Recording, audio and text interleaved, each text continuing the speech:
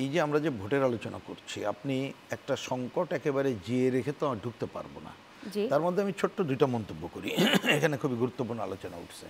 একটা দেখেন, এই যে গণভোট নিয়ে এত কথা বলছি, আমাদের বিশেষজ্ঞরা কি বলছে, গণভোট এখন যদি করি, ধরেন আমি যুক্তির খাতিরে বললাম, নতুন পার্লামেন্ট এই গণভোটে যা আছে এটা কিন্তু মানতে বাধ্য না, এক নম্বর।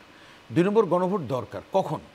নতুন পার্লামেন্ট যদি সংবিধানের মৌলিক কোনো পরিবর্তন করে কোনো পয়েন্টে, তার জন্য গণভোট লাগবে, তা সেটা আমরা করব।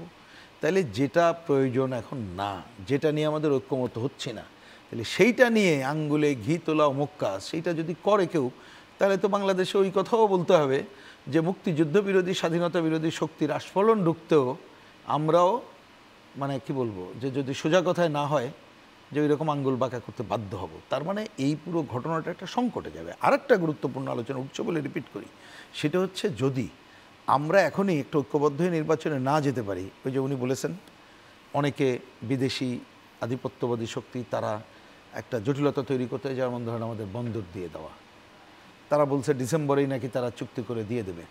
আমাদের করিডোর নিয়ে আলোচনা হচ্ছে, এদের কোনো এখতিয়ারই নাই এই সরকারের।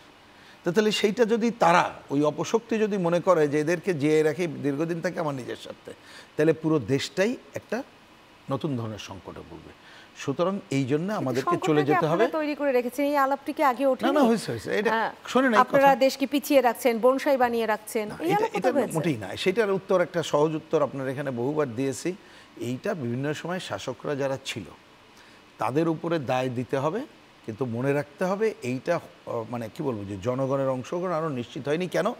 আমরা ন্যূনতম ভোটের গণতন্ত্রটা রক্ষা করতে পারিনি। সেইটুকু যদি করতে পারতাম, ধরুন উদাহরণ দিই, এবার আপনি একটা ভালো ভোট করেন, যারা ক্ষমতায় দিলেন, ধরেন উনি ক্ষমতায় গেল, তো উনি যদি ভালো কাজ না করে, জনগণের সেই সচেতনতা যদি তুলতে পারি আমরা, তাহলে উনি কি 5 বছর ক্ষমতায় থাকতে পারবে? পারবে না। আপনি জনগণই তাকে সরিয়ে দেবে এবং আরেকটা ভোট করেন। এইভাবে আপনি তো গণতন্ত্র এইভাবে করে আনতে হয়, তা আমরা তো সেই গণতন্ত্রের প্র্যাকটিসটাই করতে পারলাম না। সুতরাং তার মানে ফিরে আসতে হবে গণতন্ত্রের কাছে।